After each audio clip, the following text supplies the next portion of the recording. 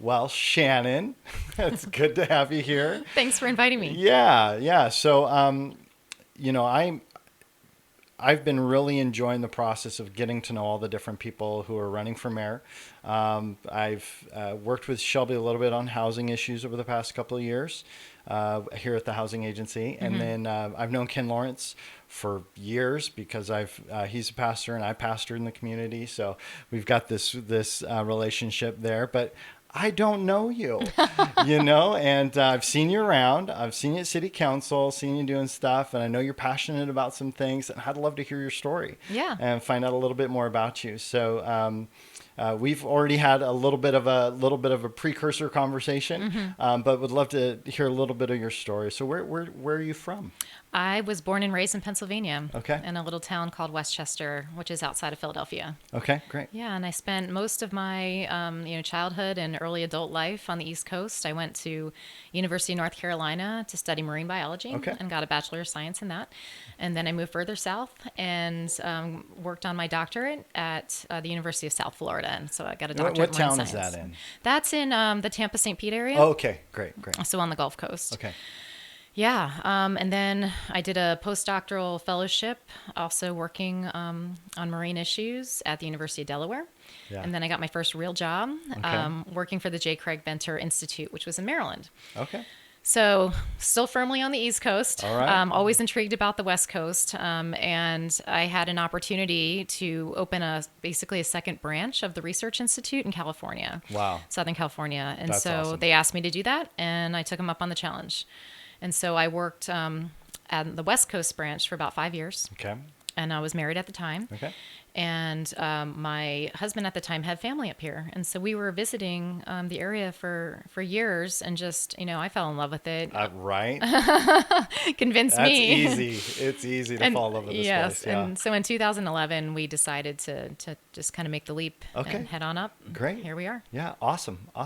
And so when you first came up here, you're just getting integrated in the community. How did you get connected with Waterkeeper and start working there?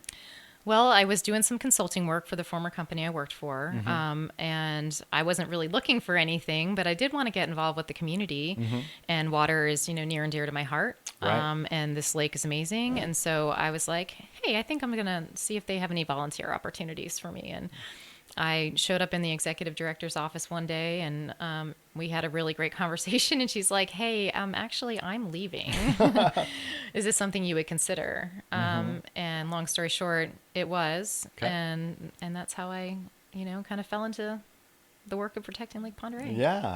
Well, and what do you think over the past, 8 years, has been the favorite part of, working and running the Waterkeeper? Knowing that I get to spend every day protecting water quality. Right. I mean, that's a huge deal for me. And I know it is for a lot of people in this community. A lot. Yeah. Yeah. I mean, I can't, list one person that doesn't love the lake. And, it is hard work. And the issues we worked on have evolved quite a bit over the years. I can only imagine. Right. Yeah. And we were able to expand our educational programming to schools as well, and added a summer camp. And I got to work with an amazing team over the last year to achieve those goals. It's been great. Yeah. And then in your process, you're working for Lake Pend Oreille Waterkeeper. What made you go, city council seats open, maybe I want to do that? What was kind of your driver behind doing that? Yeah. 6 years ago, I was asked to. Okay. I was asked by people in the community that value the work I do to protect Lake Pend Oreille, and they felt that we need a water quality advocate on the council. Okay. So I said, let me think about it. I had never run for public office before. Right. I was on the student body council in high there you school, go, but there it's you been go. a little Yeah, while. I was a yeah. little rusty. Yeah, it's amazing how many people that are currently in politics had previously done something in high school. Yeah. It's funny. So I thought about it. My kids were really young at the time. They are 12. My son's 12 and my daughter's 9 now. But Wow. that Awesome. was 6 years ago. They were little. Yeah. I'm a single mom. Okay. So I had to really consider that. But Yeah. I felt like, I want my kids to look up to me and, Right. and value leadership. And so I said, you know what? Let's do it. Cool. And Yeah. so that seemed to go fairly well. Yes,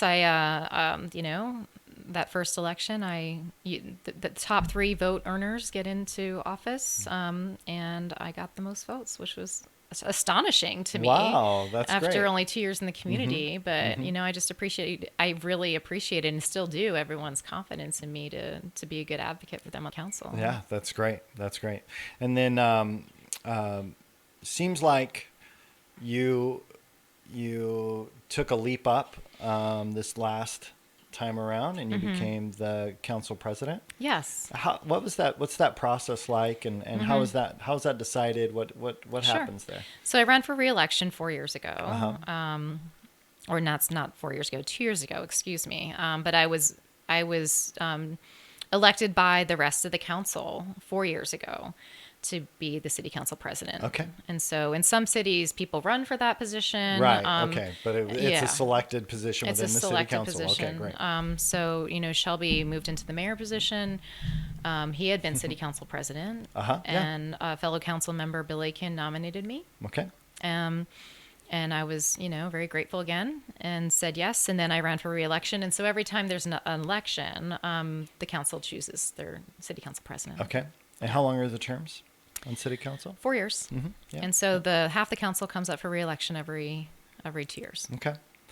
Do you have anything during your time on city council that you felt was kind of a watershed moment for you as far as leadership in the city, an area where you really felt like it was a big win for you on the city council? Well, we've been talking about how we need to upgrade our wastewater treatment plant. Right, yeah. And, about a year ago, I think it was about a year ago, we had to really get serious about it. Our Yeah. infrastructure's from Farragut, back in the 50s, and it's falling apart. Yeah. And we were Yeah. receiving a new permit from the state, and at the time EPA, they tell you how much pollution essentially you can put into the river. Obviously, this is something that is very important to me. Sure. Right. And so I served on the wastewater treatment technical advisory committee as well as the citizen advisory committee. And I have a very odd background in wastewater microbiology because one of my doctoral advisors was an expert in wastewater microbiology and wastewater treatment. And so Wow. I had to become one too. That was her requirement. Right. Yeah. So I did feel like I have a strong background in this issue. And so the permit that the EPA had issued, its final permit, I felt was pretty weak in terms of how many nutrients we can let into the river. Right. Which, encourages algae blooms and plant overgrowth and all these things that people don't like. So during our committee meetings in collaboration with our engineers, I was like, hey guys, I feel like we can do better. And here's how I feel like we can achieve it. And so I redid the math from the permit saying this is how much we should be, no more than this should we be discharging of phosphorus. And everybody else got on board, all of the people that were on the committee, as well as many engineers. And they said, okay, we can do better. Let's shoot That's to do great. better. Yeah. Good. And so, we could have just gone with the status quo, which I felt was not protective of water quality. Right. And I was going to fight for it, and I did. Yeah, And so that yeah. was really proud that I That's was able to awesome. get that done. That's great. That's great. And so, been city council president for the last 4 years? 4 years, yeah. 4 years. And now you're running for mayor. And you threw your hat in the ring. Was it the last day? Yes. Yeah, right. I think everybody registered. Everybody the last day. did. Actually, I Right. was the first one to file to run for mayor. Okay, yeah. So when Ken was there, he said he thought he was the first one. So I think so. You end up filing at the city for jumping into the race for mayor. What kind of precipitated that desire to run for mayor this time? Well, it was a tough decision and not one that I took lightly. That's Yeah. why I did file the last day Okay. because I was just kind of wrestling with this, gosh, is this the best move for me to make? Because I have really enjoyed working with my fellow council members and in collaboration with our leadership team, and to I think really move the city forward in a positive direction. Right. But I also, along with the council from 2 years ago, we spent a lot of time doing strategic planning. It's the first time we've had a strategic plan, which kind of was surprising to me. Wow. Yeah. And so, we spent a lot of time coming up with our strategic priorities, which I'm sure you've been hearing a lot about all the master planning efforts that are going on. Yep. Well, that's what's driving those master plans. Okay. And so over the next 4 years, we have some very heavy lifting to do. Right. And I know the type of leader I am. Like I'm very focused. I'm, very science and data driven, methodical, pragmatic, and I know how to stay, extremely focused on what needs to be accomplished. Yeah. And I really do value collaboration and consensus building. And I've developed a great relationship with my fellow council members and a great relationship with our staff. And I think that together, I'm just the best person for the job at this point. Yeah. So you talk about collaboration and kind of getting a consensus moving forward. And there's been, some issues of late where there hasn't been a consensus, and Shelby's come in and broken a tie on a few things. That's politics. It's going to happen. Yeah. You've made mention several times that you feel like your leadership is a different style, and so when you talk about your style of leadership and what you're pressing into, I've heard you use pragmatic, methodical things. How does the way that you view leadership change consensus building from your perspective? Well, I think, as a council member, and I feel like other council members would agree with this, part of our job is to do research. Like you can be a council person and just show up the night of the meeting and not be informed. Sure.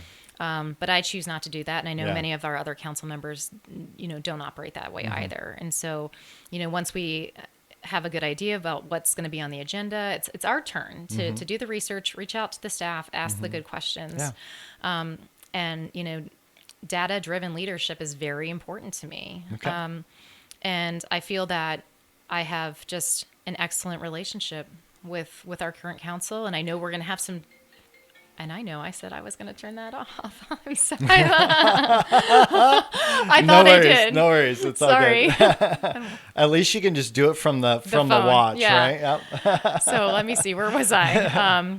Data driven. Yeah. So I'm a very data driven person, Yeah. and that influences my type of leadership. And I feel like I have an excellent working relationship with our council, and we're going to see a little bit of turnover there, and I don't know Sure. what that's going to look like yet. Right. But Yeah. it really doesn't matter to me because I feel like I can work with everybody. Good. And that's my commitment is Yeah. to work with everybody. Yeah.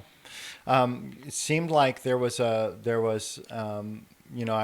been reading all your answers to all the questions from all the interview places about, where you sit on different things and Right. kind of your priorities and your vision. So, when you look at some of the motivations for running for mayor, you've made mention that there's been some situations where you've felt like the leadership wasn't going the way that it was supposed to, or the way that you would have Right. preferred it to go. How much of that was an impetus for you to run for mayor? I'd say over 50%. Okay. Yeah. Okay. Yeah. I mean, Shelby and I have worked together for 6 years, Yeah. and I truly, mean it when I say this hasn't been personal, that Right.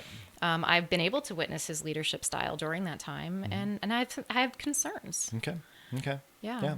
So, and when we look at, moving forward for you, you've had some big transitions just this last week, and I'd love to hear, I know that there was an article in the Reader Right. about the waterkeeper and you, separating ways in that process. Can you tell me a little bit about that?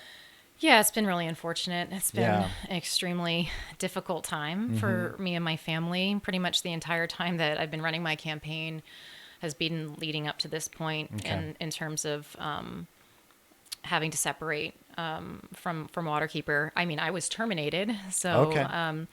I was asked, and this was about me running for mayor. Okay. I was asked to either step aside or resign, and I chose not to because I didn't feel that the board had grounds, or there was no reason for me to Okay. resign. I've been city council president for 4 years with all of their support.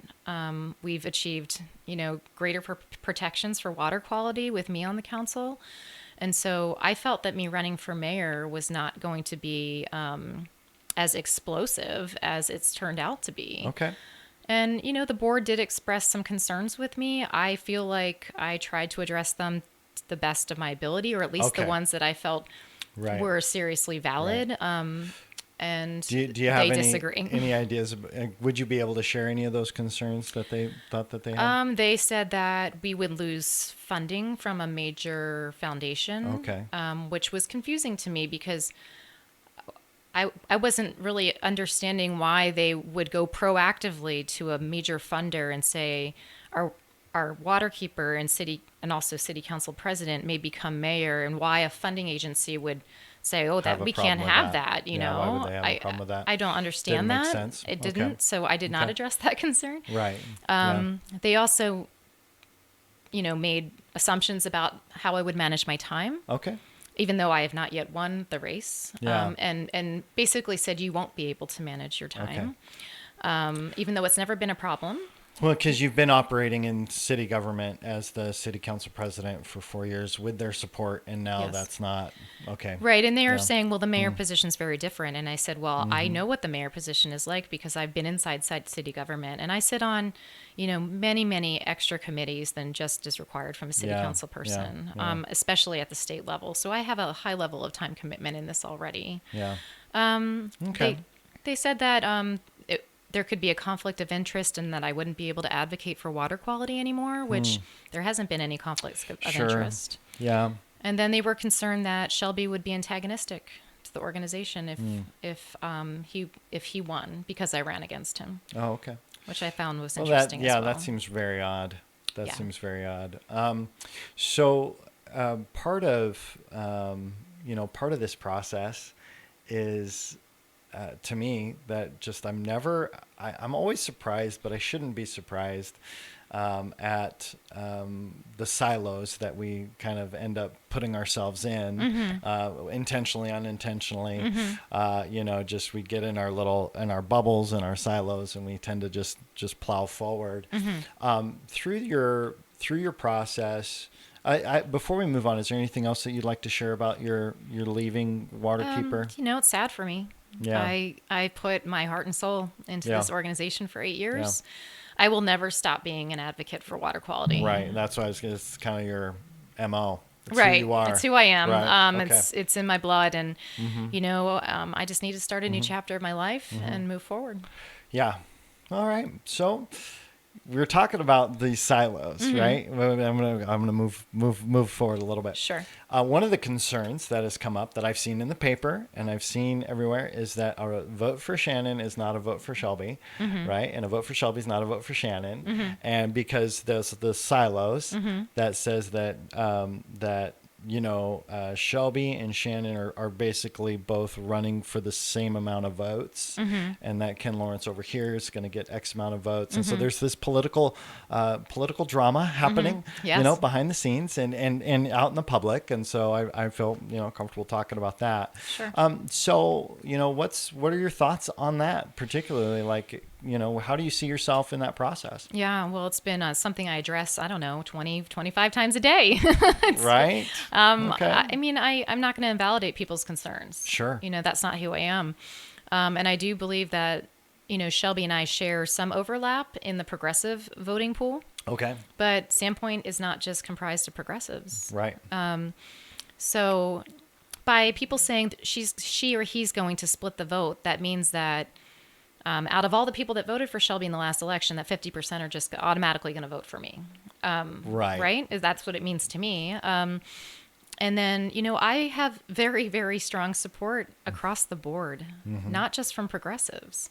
That's because I've committed myself, and this is how I've conducted myself over the last 6 years, that I listen to everybody, not just those that mimic my own values. Okay. Yeah. And what's interesting to me, and I'll just give you my observation. I'm a political junkie. Okay. And that's something that people who know me know well.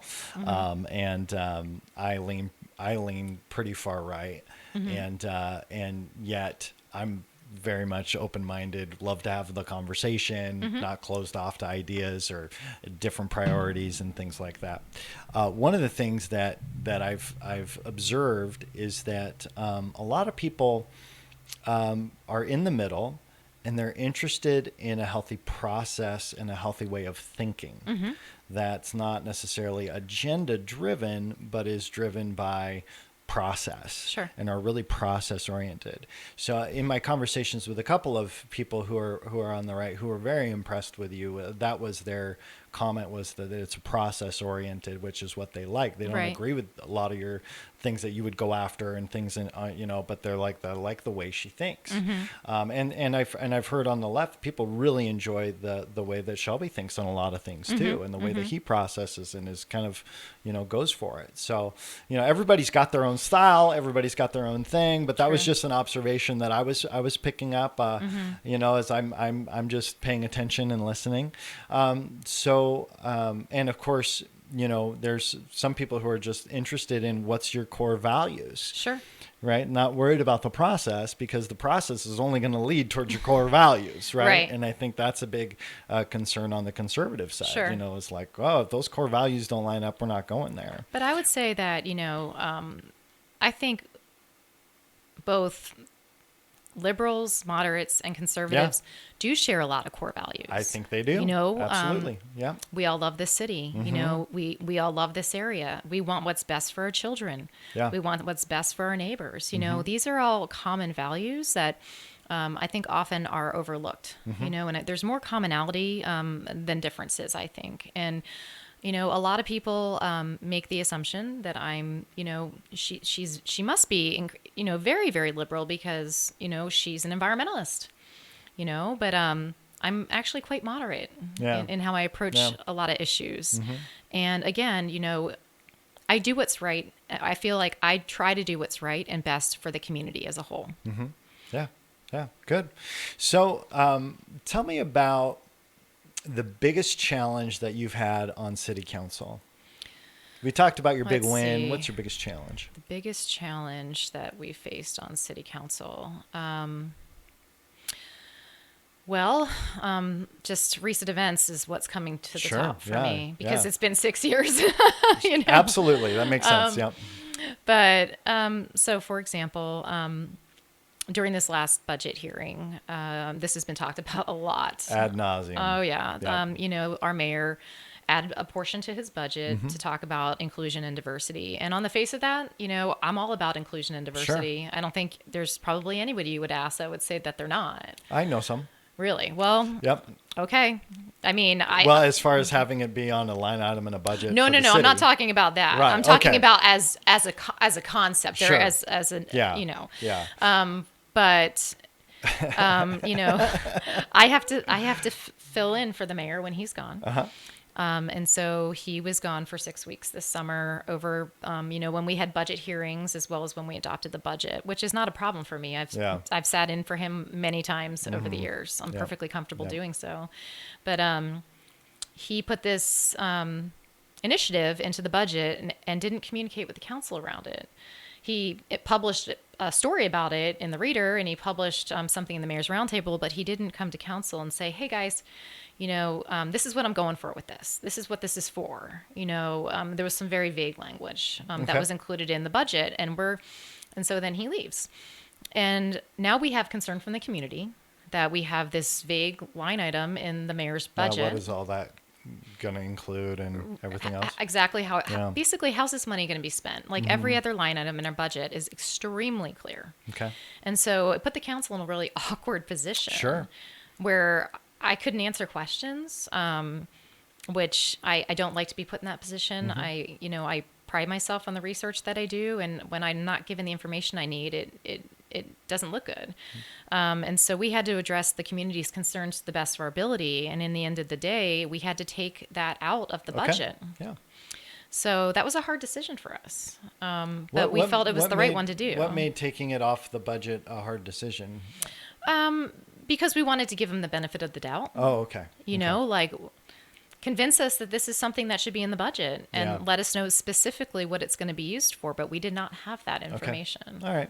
So, lack of communication maybe or something there. And so that, at the end of the day, that gets pulled off of the budget. Yes. And you guys move forward, right? Yes. So. And we did. Yeah. Yeah. So when you're running for mayor and you're looking ahead to the future, uh, what do you see as kind of being your priorities for the vision of the future of Sandpoint? It's a great question. Well, as I mentioned earlier, one of the reasons that I'm running for mayor is to, accomplish some major goals that we've set out and, keep our promises to the citizens of Sandpoint over the next 4 years and beyond. I mean, the wastewater treatment plant, Sure. Yeah. we're on a 10-year compliance schedule. We're 2 years in. So even if I am mayor for 4 years, that project's not going to be complete, but we will be in the part of it that's, incredibly intense Right. in terms of, finding the funding and starting the construction and choosing the right technologies. And I really want to be a part of that. Yeah. Yeah. And I feel like we have made a lot of promises to our residents and our businesses and our visitors that will be coming out of our master planning efforts. Okay. And so they're underway. More are going to start. And those are going to create, a whole slew of projects that we're going to want input on from our community, so we can say, like, this is your vision, that we're working to Yeah. fulfill Yeah. over Good. the next 20 years. Good. And when you look at the 2009 comp plan and all of the things that kind of went into that process, I was in real estate at the time doing mortgages here in Sandpoint. And I remember being involved on a housing perspective. I was serving on the board here at the housing agency at the time, and we're going through the comp plan. And I was amazed at the end of that process to get to 100% consensus from the city council and everyone else coming together Right. on that comp plan. We're in the process of redoing this comp plan and moving forward. What are some things that you feel are really high priorities for coming up with the development and the comp plan for Sandpoint's future? Affordability Okay. Yeah. For housing. for housing. Okay. Yeah. I mean, it's something that I hear even when, it's not campaign season and I'm just doing my job as a city Yeah. council person and, trying to stay in touch with the community. A lot of that's through social media right now. Right. And I don't think there's a day that goes by that I don't hear about the lack of affordable housing. Pretty amazing. Yeah. Yeah, and I know we're neither not. do I. No, I bet not. I mean, and I know we're not alone. Yeah, I know this yeah. is a problem across the country, It is. but it's our job to deal with it. It is. And so I think this is going to be a great opportunity for us to really, strip that down and Yeah. and get creative and Yeah. and here, our community is full of great ideas. It really is. Yeah. And this is going to be a time when it's not just, a top-down approach, but something that involves everybody. And I think that's incredibly important. Yeah, that's good. What's interesting is there's a lot of great ideas out there. Some of them are affordable, and some of them aren't. And some of them, one of the hardest things with developing a program or even coming up with a plan for housing is dealing with the concept of quality. Because what I hear most often as an argument against affordable housing is that you lose quality, Sure.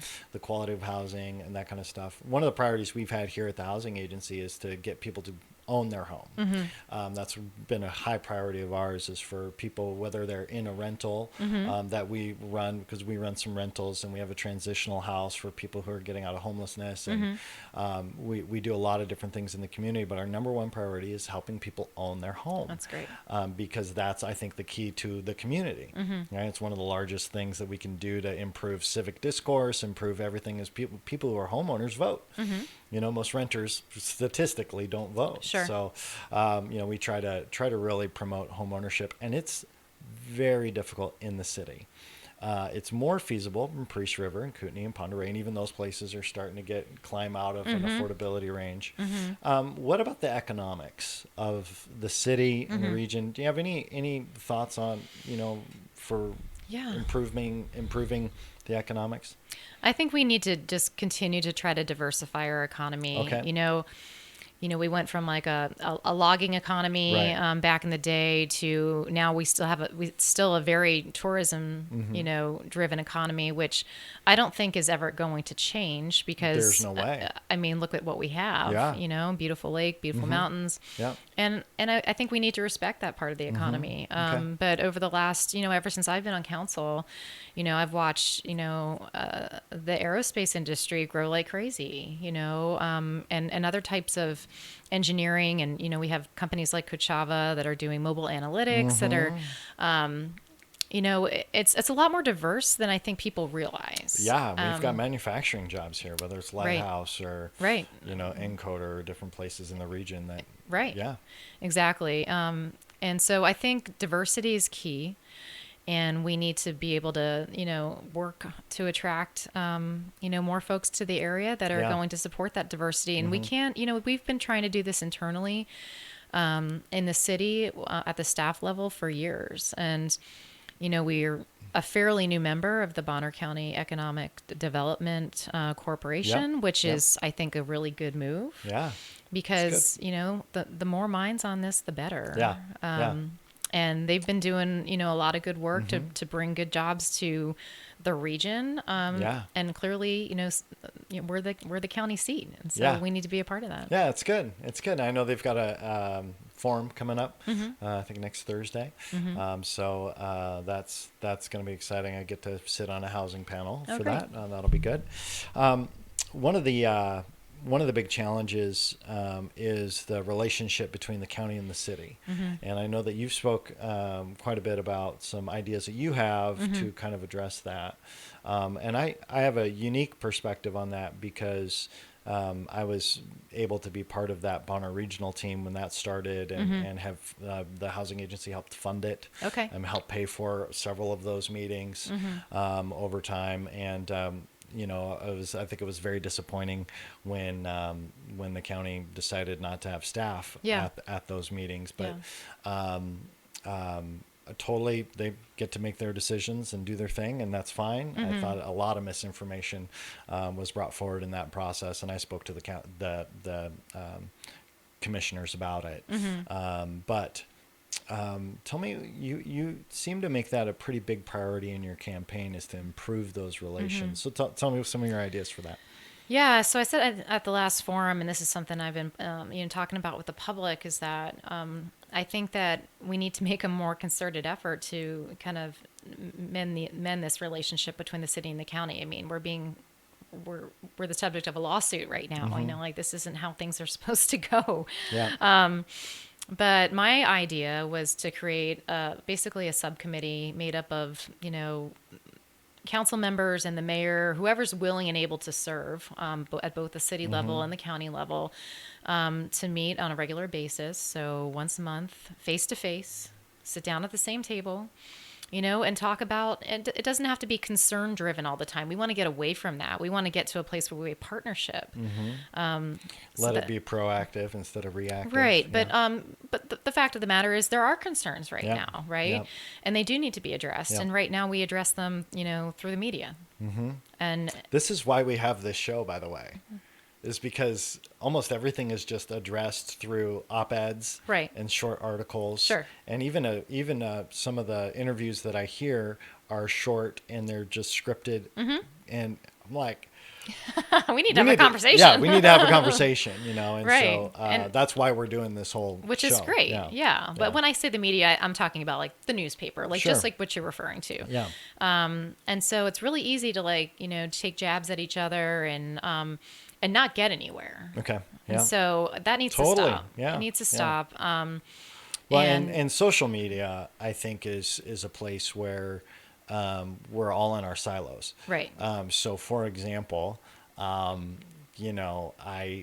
I'm following somebody who's locally conservative politically, there's only comments from people who are socially conservative, or conservative in whatever their element is, right? So they're very, and then I've got friends who are very far on the left, and the only people commenting are people who Right. are on the left, and so it's like, oh, we gotta have a breakthrough here Sure. at some point, Sure. without the vitriol.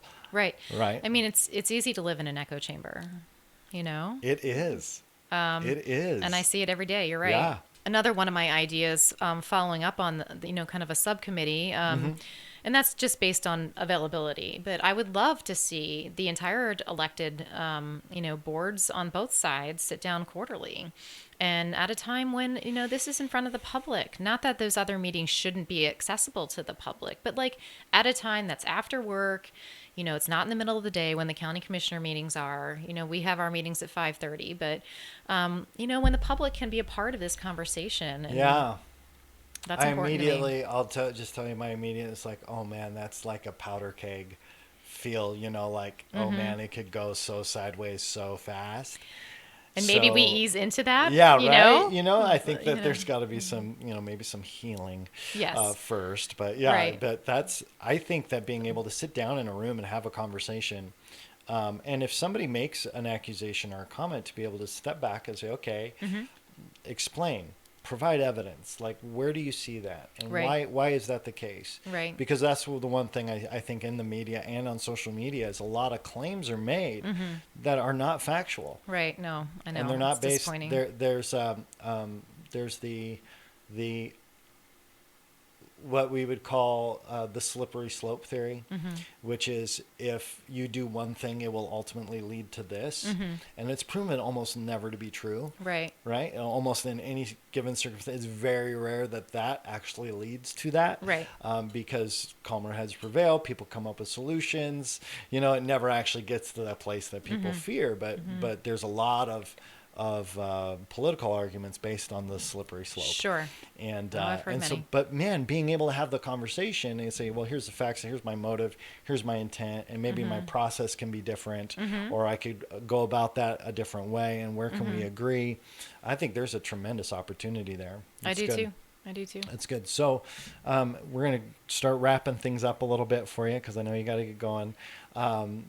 So what's your kind of plan here as you head into Tuesday? You got any events coming up, things happening for you that you're participating in the next few days? Well, I'm going to be part of the Daily Bees candidate forum tonight. Okay, good. At 5:30 at the library. Again, I think it's all the candidates for Sandpoint, Oreille, and the school board. Okay. So I encourage people to. I think they might be streaming it, but I'm not sure. But I think they are. It'd be great Yep. for people to go. Yep.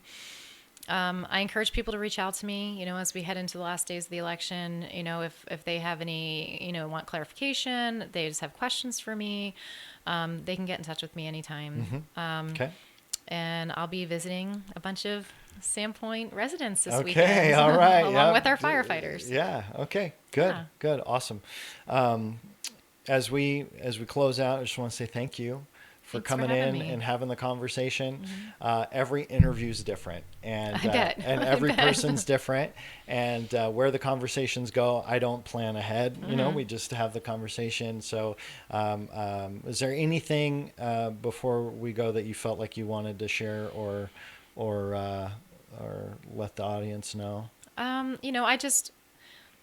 I just hope people understand that I'm running for mayor because I truly love Sandpoint. Okay. And I've Yeah. chosen to raise my kids here. Yeah.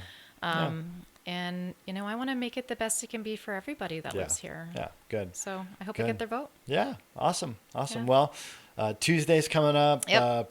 What is it? The early Early voting ended. voting It ends today. ends today. Yeah. Okay. So, and this will be up today. So All right. I'm going to do some editing and throw it out there. Thank you so much for coming in. Thanks for having me. It was a pleasure. All right. And have a great day. Thanks, you All too. right. Talk to you soon. All right. Yep.